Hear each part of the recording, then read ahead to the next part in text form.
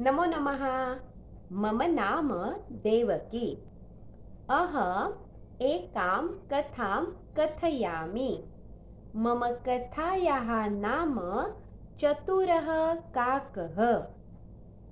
एकं वनमस्ति। वनस्य नाम चम्पकारण्यम् अस्ति।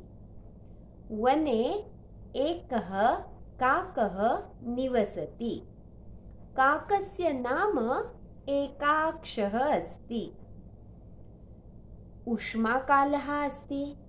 काकः अतीव तृषार्तः भवति। काकः वने अत्र पश्यति तत्र पश्यति, किन्तु कुत्रपि जलं न पश्यति। अतः काकः खिन्नः भवति।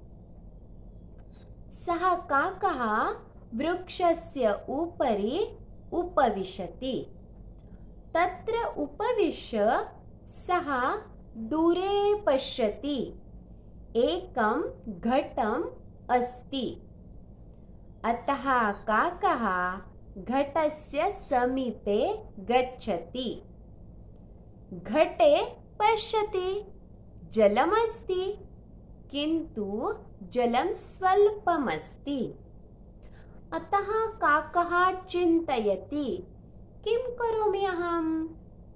तदा सः घटस्य समीपे लघु लघु पाषाणखण्डान् पश्यति। काकः एकं पाषाणखण्डं घटे क्षिपति।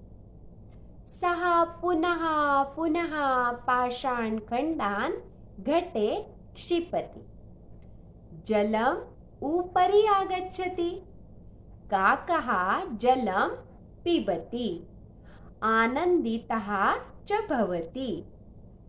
तुम्हाला जर काही माझी कथा आवडली असेल तर जरूर श्री संस्कृत या चॅनलला लाईक करा, सबस्क्राइब करा, कमेंट करा आणि आपल्या मित्रपरिवारासोबत हा व्हिडिओ नक्की शेअर करा।